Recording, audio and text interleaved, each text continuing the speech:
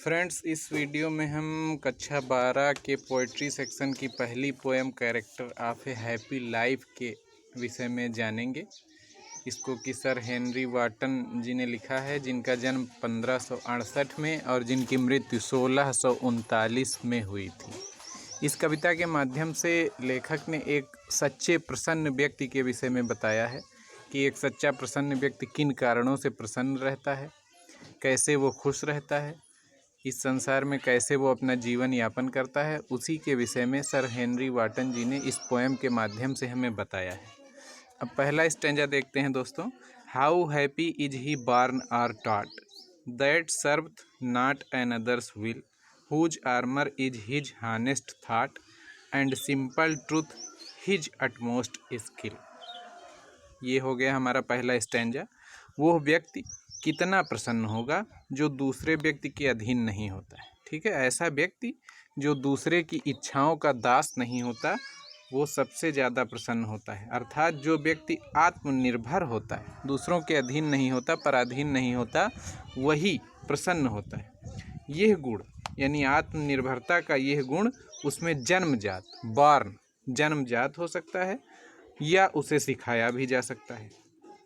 उस व्यक्ति की सुरक्षा का हथियार whose armour is his honest heart, उसके सुरक्षा कवच, आर्मर मीन्स होता है दोस्तों सुरक्षा कवच, उसके सुरक्षा का हथियार उसके शुद्ध विचार यानी सिंपल ट्रूथ माने शुद्ध विचार, हिज अटमोस्ट स्किल यानी केवल सच्चाई और शुद्ध विचार ही उस व्यक्ति के सबसे बड़े गुण होते हैं। जो व्यक्ति प्रसन्न होता है उसके सुरक्षा का हथियार जो होते हैं वो उसके शुद्ध विचार तथा ईमानदारी हैं, और केवल सत्य ही उस व्यक्ति का सबसे बड़ा गुण होता है। दूसरा स्टैंजा देखते हैं।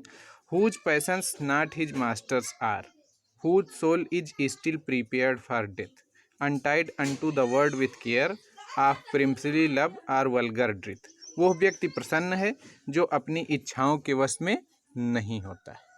ठीक है, यानी वो व्यक्ति जो अपनी इच्छाओं का दास नहीं होता बल्कि उसकी इच्छाएं उसके अनुसार चलती हैं, वही व्यक्ति प्रसन्न होता है।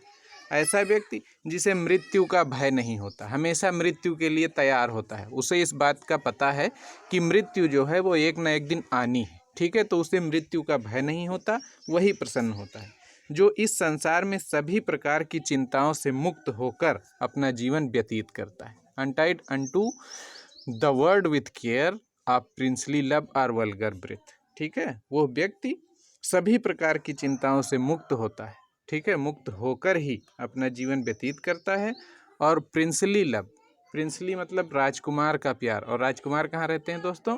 महलों में रहते हैं। महल माने राजा से संबंधित होता है, यानी और राजा शासन करता है, यानी जिसे शासन के प्यार और आलोचना, जनता की आलोचना भी विचलित नहीं कर पाती। ऐसा व्यक्ति जिसे शासन का प्यार, राजा का प्यार, राजकुमारों का प्यार और जनता की आलोचना भी विचलित नहीं कर पाती, वही व्यक्ति प्रसन्न होता है।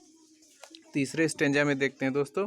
Who hath his life from rumours freed whose conscience is his strong retreat whose state can neither flatterers feed nor ruin make operations great. वो मनुष्य प्रसन्न होता है।